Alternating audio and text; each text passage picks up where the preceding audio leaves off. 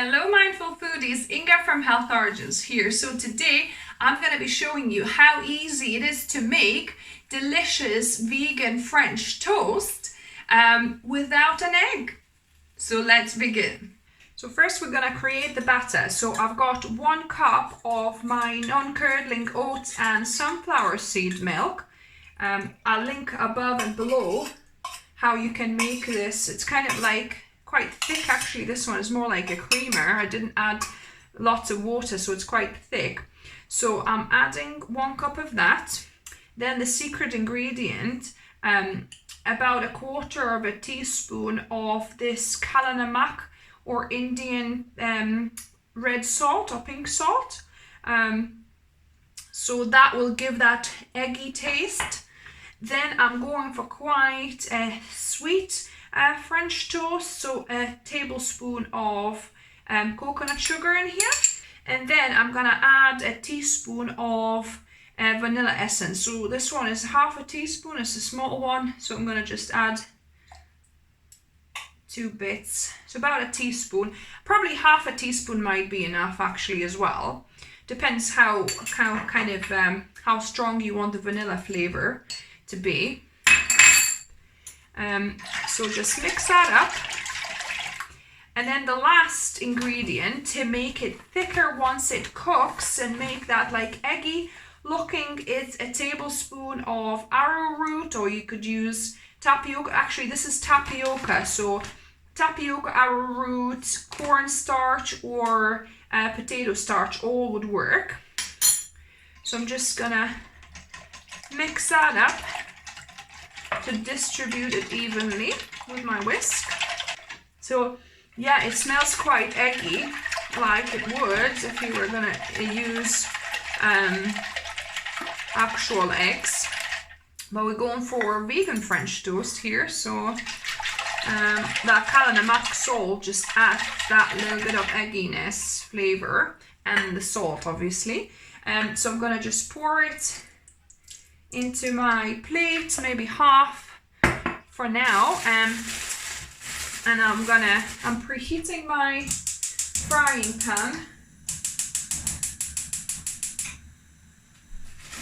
and then I'm gonna just soak my, so this is spelt, organic spelt sourdough that we get from our health food store. So I'm gonna just get that saturated nicely.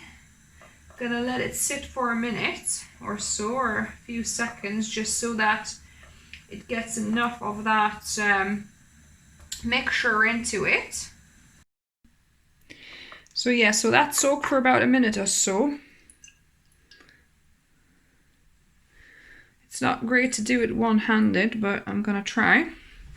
And then I'm gonna place this in my preheated frying pan. So I'm using my tin as a bit larger frying pan with 2 burners here, as you can see. So yeah, so we want to cook this on one side for maybe a couple of minutes, and then we're going to turn it over. Another thing you can do if you want a little bit more egginess into your toast, just pour a little bit onto the actual toast when it's kind of in the frying pan. So I'm just going to add a little bit like that as a bit of an extra. It's hard to film it and do it at the same time. So now it's been a couple of minutes for this, the first one. I'm gonna just check out what it's like on the other side. Yes, look at that, beautiful. I think these ones need, another minute. So now it's been about 2 and a bit minutes, maybe 2 minutes on this side. So let's have a look. Yes, nicely done. So that can go, and then I think, and then these will probably need another minute.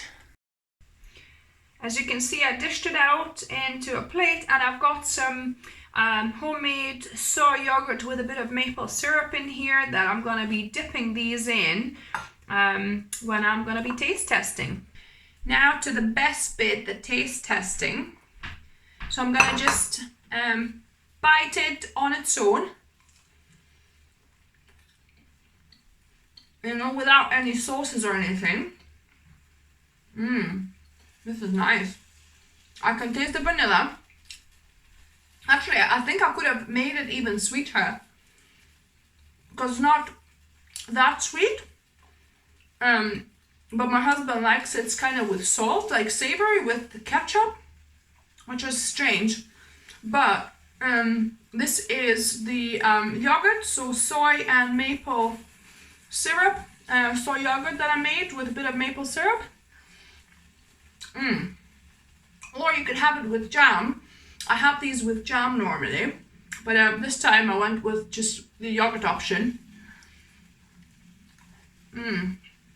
So good, guys, because it gives like extra moisture. I'll see if Mark wants to taste test one. We've got Mark here for you. Hey guys. So give it a taste test. Okay, I'll just take the small piece. Actually, should I try it on its own first? Yeah. That piece might be a bit dry because it hardly has anything, but it should be, but still nice flavour. Oh, not in frame. Yeah, I haven't lifted the camera, guys, for Mark, because normally when he does taste testing, I need to lift my camera up.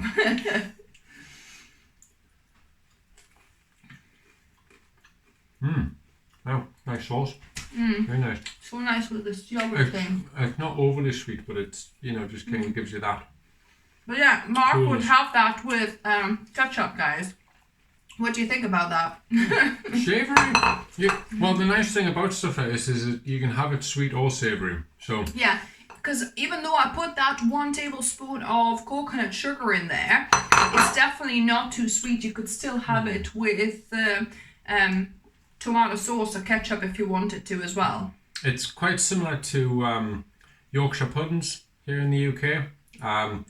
Most people use them for savoury to go along with like a Sunday's dinner and, you know, put gravy in it, but you can use them for sweet. Ooh, that's why they're called Yorkshire puddings, because traditionally they were sweet. Oh wow, I would like to try them, you know, vegan versions obviously, with some yogurt and jam. I think that would be quite nice. You put it in that little hole, you know, a bit of jam and yogurt mixed together. Now you're talking. I never had it. We'll have to try it out, guys. But yeah, and probably I'm not going to be probably making these on my channel because you need oil to make them properly rise. That's kind of what Yorkshire puddings are. So, but we might just get some store-bought ones if we can get vegan versions and just try it. But yeah, I hope you enjoyed the video. Give us thumbs up if you did. If you're new to the channel, welcome and subscribe for more videos and experiments on Wednesdays and Sundays. And as always, guys, remember, food is fuel. So be mindful of what you put in the body. Until next time. Bye, guys.